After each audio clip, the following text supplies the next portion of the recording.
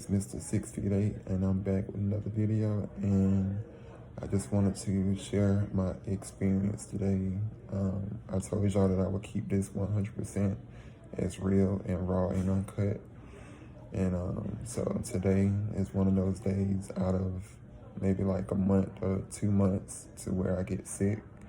Even though I do exceptionally well, a lot better than a lot of the other sickle cell patients that I know.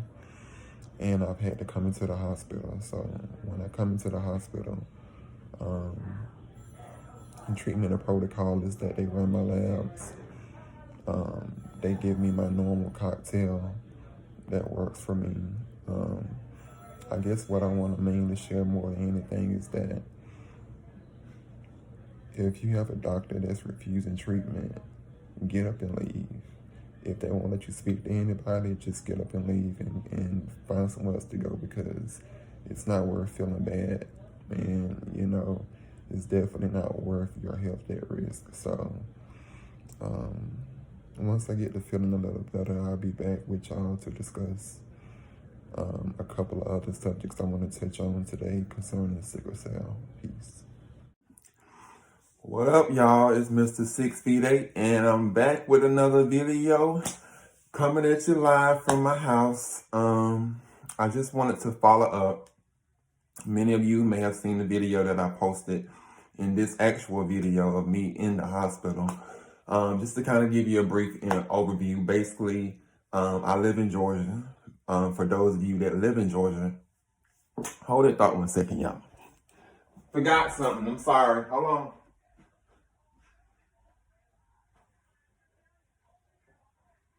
I'm coming.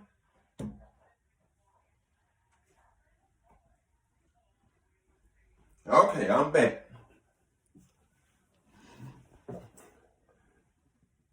Forgot my chapstick, honey. Okay. Anyways, better.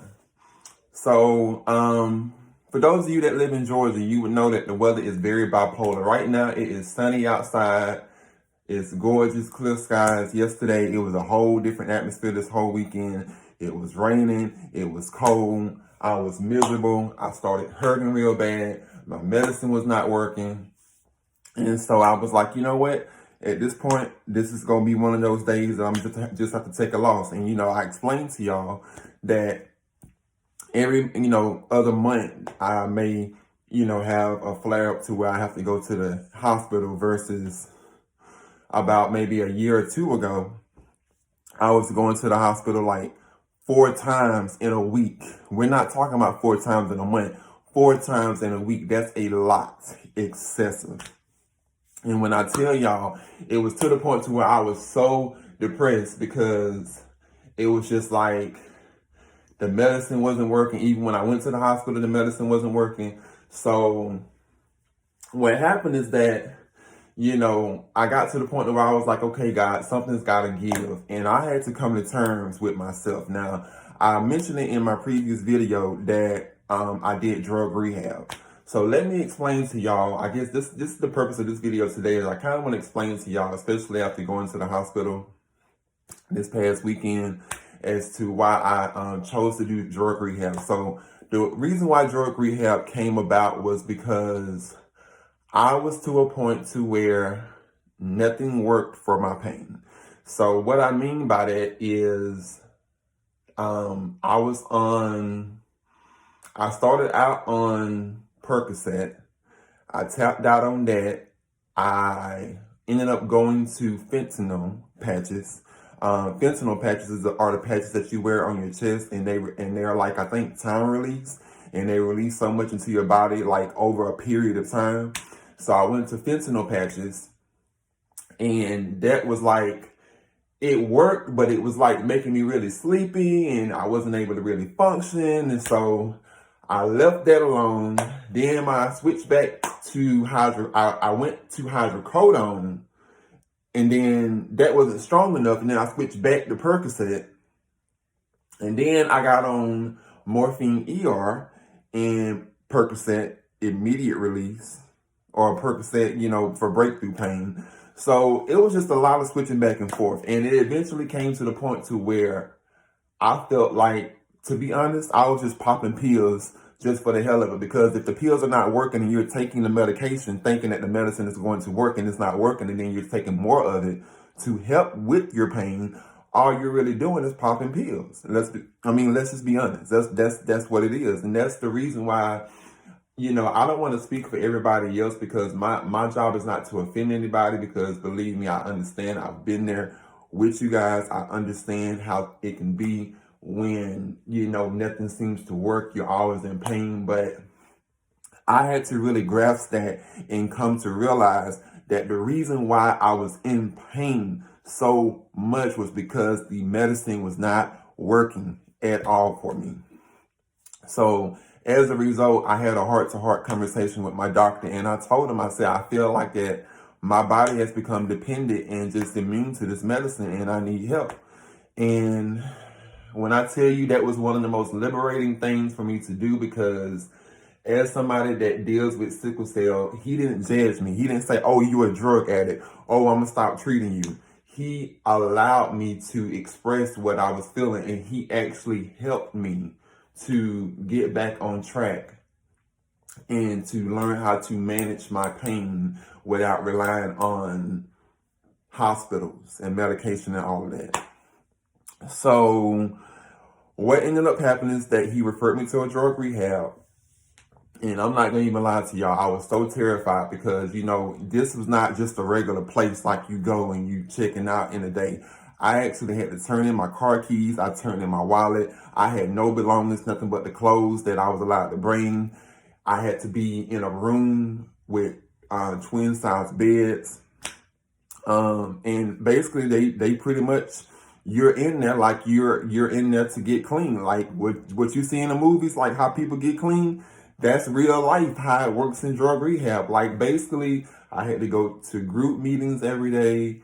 I had to, discuss a lot of things as to, how to cope and deal more efficiently with my pain instead of, turning to pain pills all the time. Like, it was really a life-changing moment.